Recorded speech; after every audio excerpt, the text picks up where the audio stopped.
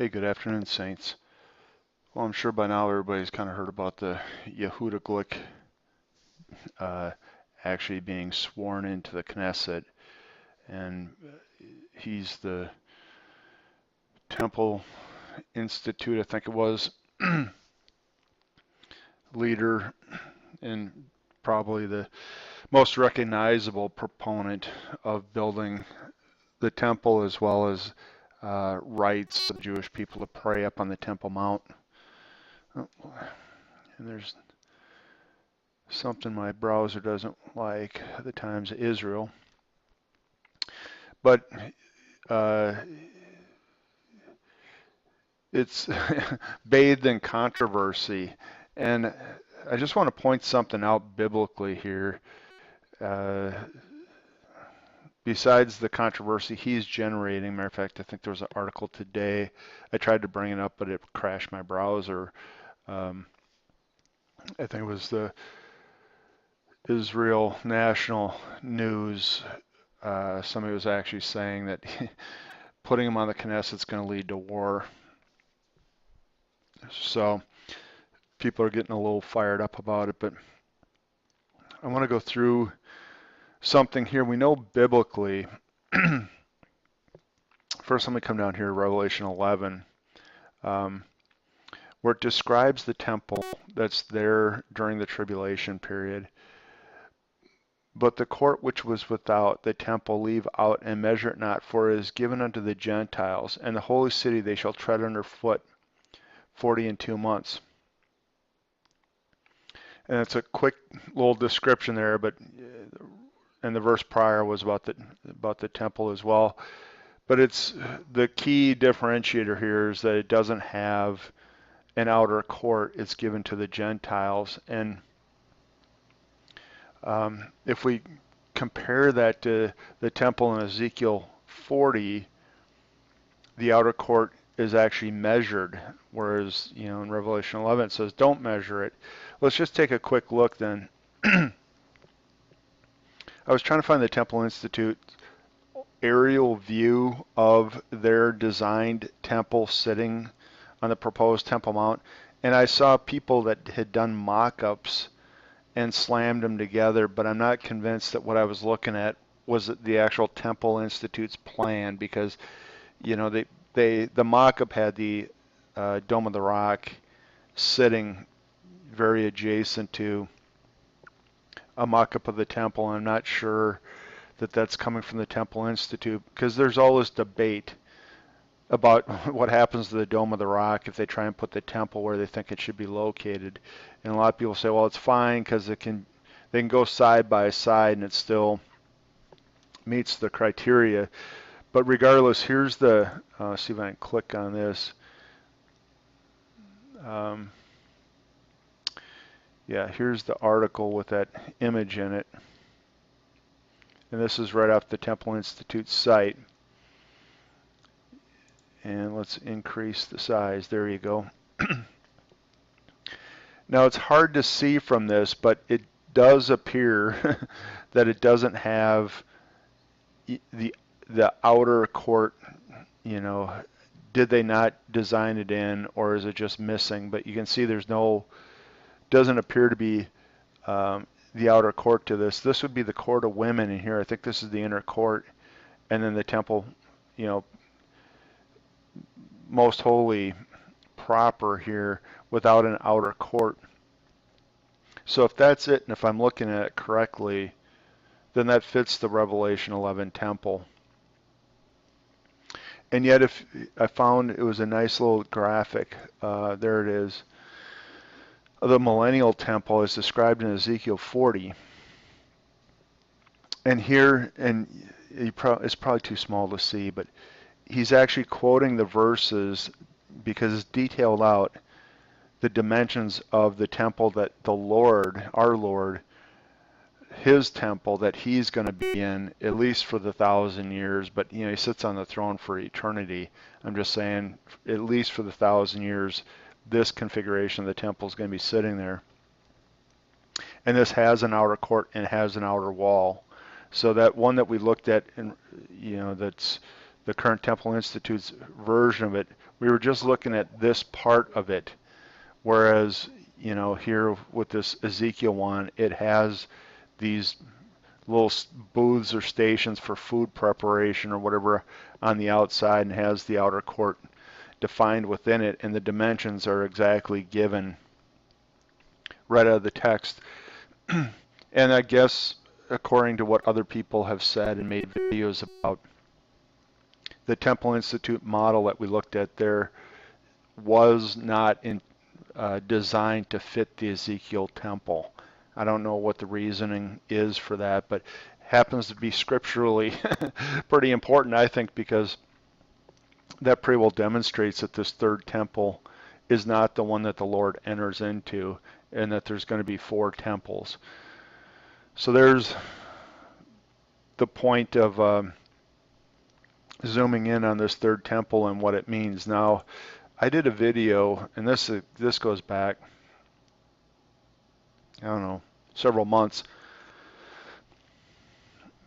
and it was out of Babylon, because there's a handful of verses in 2 different places in the Old Testament, Micah and here in Amos, that appear to say that during the tribulation period, the Jews are going to be driven not only out of the temple area, but they're going to be taken captive all the way back to Babylon.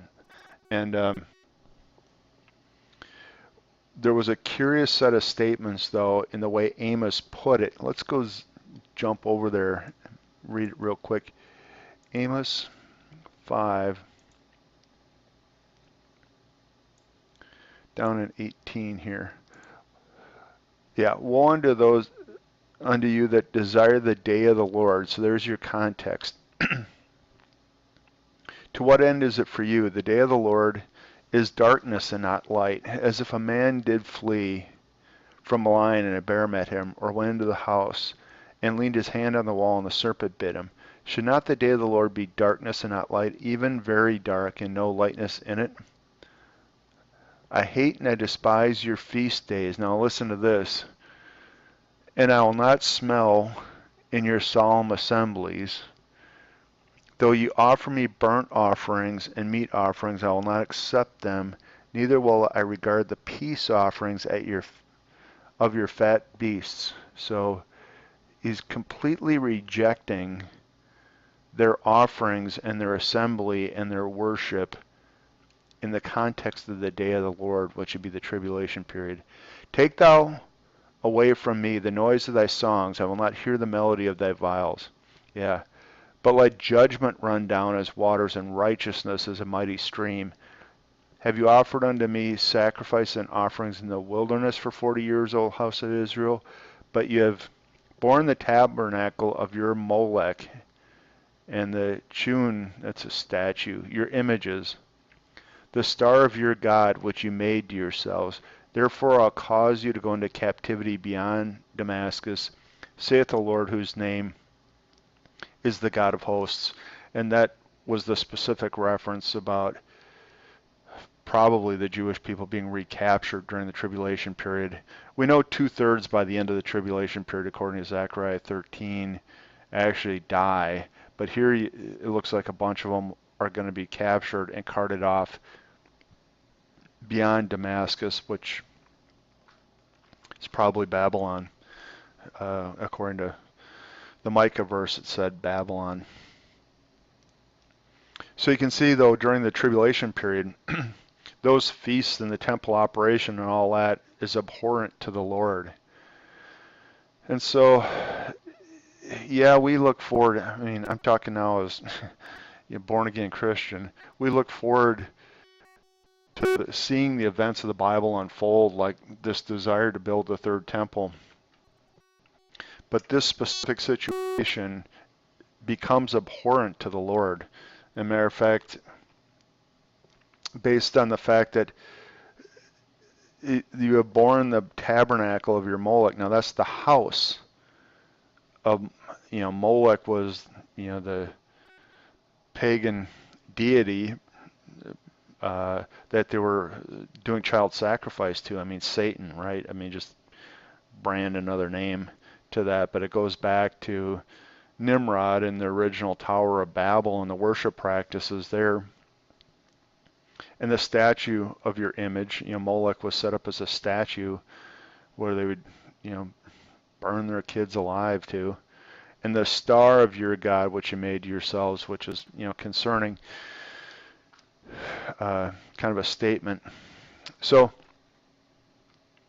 the point being is everything about this third temple appears to be abhorrent to the Lord, and possibly even could be the house of Satan in God's eyes. Now, I'm a little careful with that because I'm not an expert in exactly what these what statue he's pointing to and all this, but it's in the day of the Lord in the context, and so it's concerning. Now, one thing I wanted to point out, if that article is still up, yeah, look at that. If we do a search here,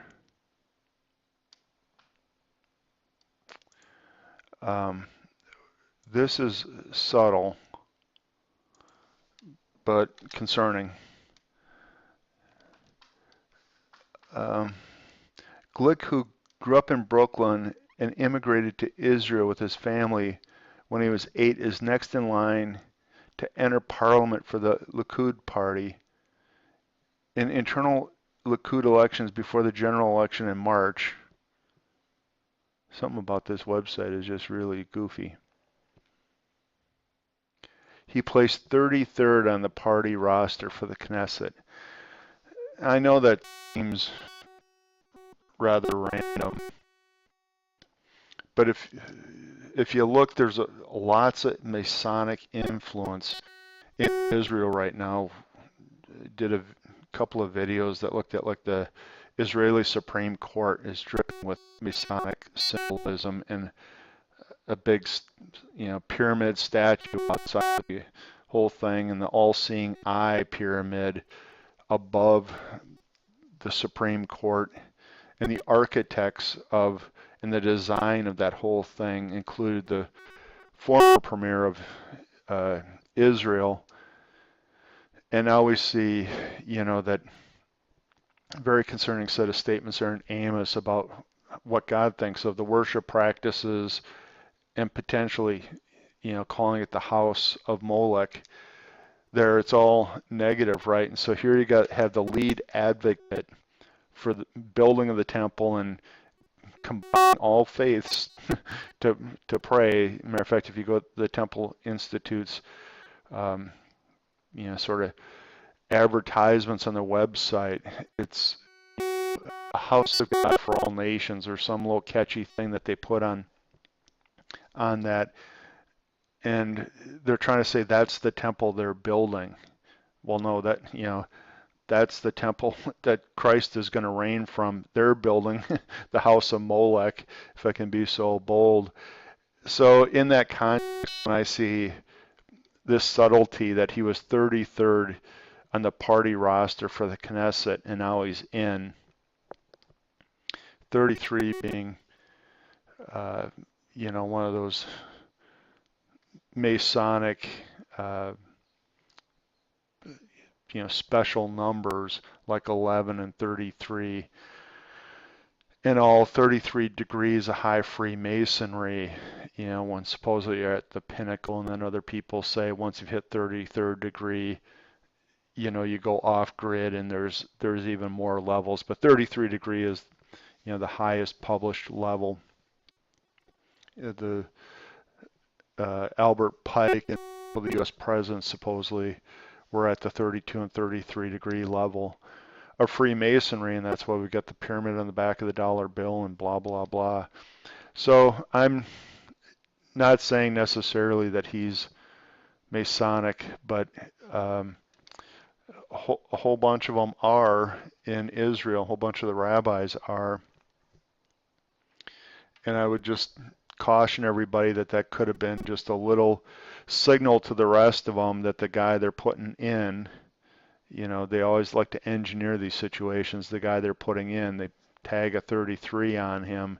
It could be an indicator, if his background is Masonic, that he's part of the club. So I thought I'd just point out those things, point out that that temple that they're intending to build could biblically be, it certainly appears to be, the tribulation temple that God does not think very highly of, and that, when Christ comes, this one's destroyed. And so it's not going to be a temple to all nations in terms of the millennial reign. This is, the house of Molech, if that scripture is correct, or interpretation is correct. And this will be the real one. And the dimensions are all given there in Ezekiel 40 to chapter 40, up to like 44, which you can go read for yourself, but it looks like a completely different design. So there you go, Saints. Wanted to point that out with Yehuda Glick all in the news and get people all getting excited about that third temple potentially being built soon. God bless.